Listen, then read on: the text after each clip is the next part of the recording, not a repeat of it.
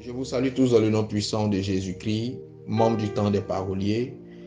Que la grâce et la faveur du Seigneur soient sur chacun de vous. Bienvenue à notre dévotion matinale. Aujourd'hui, le docteur Yazi te parlera de l'adoration. Jean, le chapitre 4, au verset 24, déclare ce qui suit. Dieu est esprit, et il faut que ceux qui l'adorent en esprit et en vérité.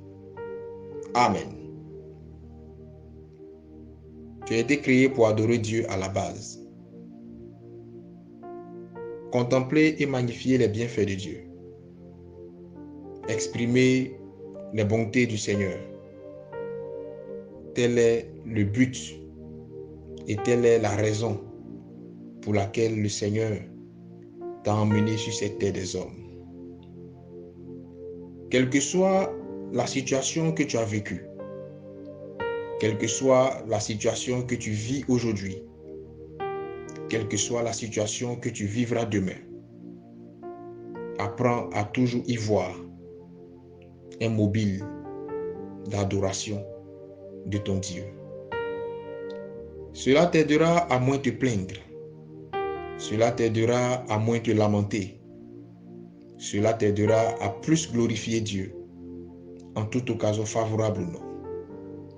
Car en vérité, tout ce que Dieu permet de positif ou de négatif dans ta vie cache une adoration à court, moyen ou long terme. Ne sois pas de ces personnes qui adorent Dieu seulement quand tout va bien. Ne sois pas de ces personnes qui sont prêtes à renier la foi et à pactiser avec le diable quand tout va mal. Sois de ces personnes qui adorent Dieu quand tout va bien, mais qui l'adorent surtout quand tout va mal. Car la véritable adoration n'est pas celle que nous exprimons au Seigneur en des temps meilleurs, mais elle est plutôt celle que nous lui exprimons dans des mauvais moments. Le véritable adorateur n'est pas celui-là même qui se permet d'adorer Dieu du bout des lèvres. Le véritable adorateur est celui qui sait laisser son âme s'exprimer devant les merveilles du Seigneur, quelle que soit la qualité ou la teneur de cette merveille. Car en vérité, ce que nous appelons souvent malheur est un bonheur déguisé. Et ce que nous appelons souvent bonheur est un malheur déguisé. En toute chose, nous devons comprendre que le Seigneur le fait dans notre intérêt.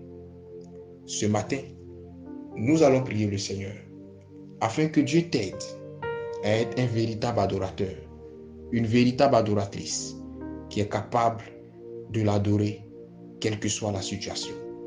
Prions le Seigneur. Éternel notre Père, je te dis merci pour ta parole. J'ai compris ce matin que tu m'as créé pour t'adorer. Et cela est la raison première de mon existence. Donne-moi donc la force, donne-moi la sagesse de t'adorer en toute occasion favorable ou non. Quelle que soit la situation que j'ai vécue, quelle que soit la situation que je vis à l'instant même, et quelles que soient les situations que je vivrai, aide-moi, Seigneur, à ne jamais détourner mon âme de l'adoration.